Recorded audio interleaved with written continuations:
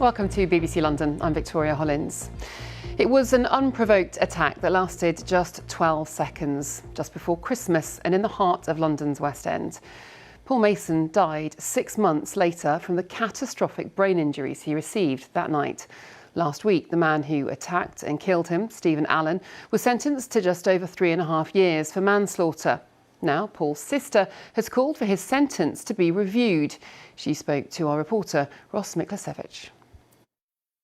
This was the moment Paul Mason, on the left, was attacked in the West End. It was December 2020. He died 6 months later as a result of the catastrophic brain injuries he received.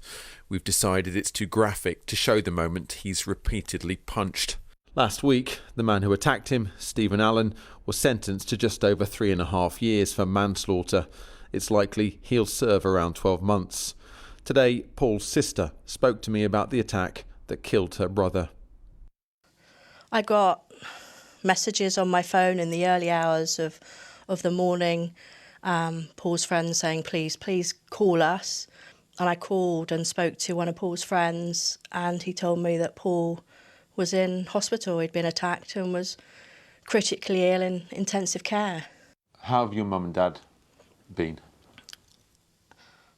You know, we've gone from being a happy, joyful, close family to, they're broken, they're devastated, absolutely devastated. We were just still in shock from everything that had happened, you know, from the journey of the horror of the attack to the hope that he would survive this. He had some brain damage, but we watched him die over 3 days. His fit and healthy body took 3 days to die. Just horrific, horrible. You know, he wasn't ill. It wasn't an accident. Somebody had done this, and I had to watch my brother die. It's likely Steve Allen will do 12 months? Yeah. The sentence is just ridiculous. It's an insult. You've launched a petition. Yep. You're campaigning for a review. What are you hoping to achieve? So we want to have this sentence, this unduly lenient sentence, looked at by the Court of Appeal, and we're going to be appealing to the Attorney General to review this case. And bigger picture, we want the manslaughter sentencing guidelines reviewed. Too many times we're hearing of these sentences, violent crimes, and people are getting really low sentences. What message does that give? 1 year in prison is not justice for Paul. We need to do better as a country. Surely we can do better. We can help deter violence on the streets. Rachel Mason ending that report. Well, in response, the Attorney General's office told us they've been approached and that law officers have 28 days from sentencing to consider the case and make a decision. In other news, an investigation is continuing into the death of a man in West London. Police were called to Brentwick Gardens in Brentford early yesterday morning following reports of intruders at a house. They found a man stabbed nearby. 7 men and 3 women have been arrested on suspicion of murder. A new study has found 14 London boroughs have levels of the toxin nitrogen dioxide that exceed the UK legal limit. The single highest level of almost 3 times the legal limit was found in Brent and Harlesden High Street.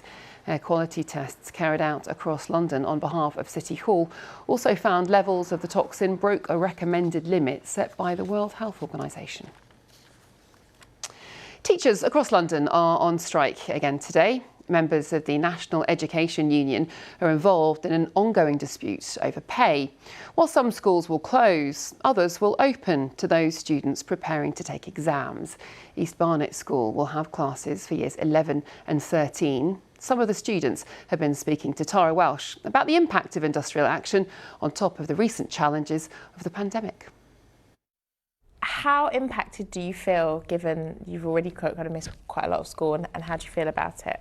Most of the strike days have happened on Tuesdays and Thursdays, and I have a lot of double lessons, so the impact for me, like finishing content, has been twice as much to catch up on at home, twice as much to cover when we come back into school. While they do affect us as students, I think it's a consequence that I think a lot of students are willing to have and willing to adapt to, because it is a really important cause. So how's kind of lost learning over the last few years affected you? I'd personally say it impacted me quite a bit. That is COVID. And in terms of industrial action, teachers, they have to cram as much information in each lesson as possible because of the gaps in our learning. And now we're at the end of the year. Like some of my courses, I have only just finished my syllabuses, and we have 2-3 weeks to exams, and that's simply because there was just a lack of lessons due to strike days, due to bank holidays, and it's just difficult to catch up on everything with such a small amount of time. Hearing Connor speak, how does that how does that sit with you? It makes me feel a little bit sad for this cohort of students. So the current year 13s have not had any real examples of exam practice. We've given them mocks, obviously, but actually that just doesn't have the same high level of pressure.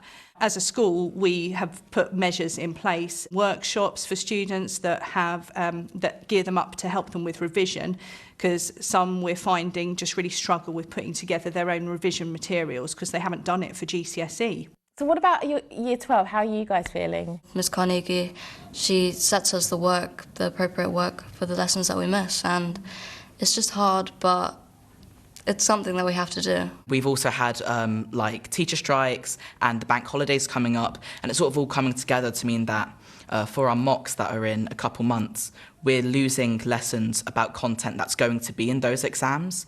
So it's on us to sort of, in our own time, sort of go over the content, make sure we fully understand it, because it's really different when you don't have that high quality teaching that we're so used to. And do you support what some of the teachers will be doing tomorrow? Yeah, absolutely. I think while it is going to affect us, it's something we have to do. We have to try and find a way that we can bring about change. So yeah, I definitely think it's a great thing. Well, in response to the strike action, a Department for Education spokesperson said any strike action's hugely damaging, and it has made a fair and reasonable pay offer to teachers, recognising their hard work and commitment. OK, with that, let's get a check on the weather with Kat.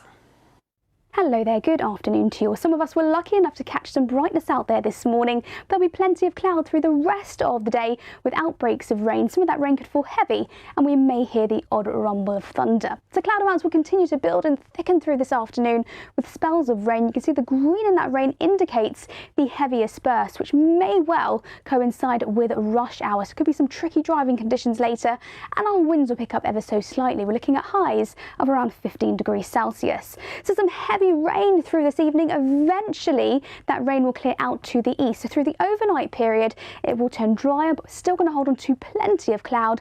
Our temperatures will fall away to around 11 or 12 degrees Celsius.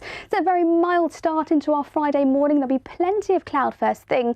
That cloud may be thick enough at times to produce the odd spot of light rain or drizzle, but through the afternoon that cloud will break up quite nicely, so some decent sunny spells on the way, but still could be the odd isolated shower. Breezy at times, and tomorrow we're looking at highs of around 19 degrees Celsius. So overall, it is going to be feeling warmer. Saturday, a day of sunshine and showers. Winds will be lighter, but temperatures potentially up to around 20 degrees Celsius. Very welcome. OK, that's it from me. Do, though, head to our website to get a behind-the-scenes tour of Westminster Abbey ahead of the King's coronation. We're back at 6:30. Bye for now.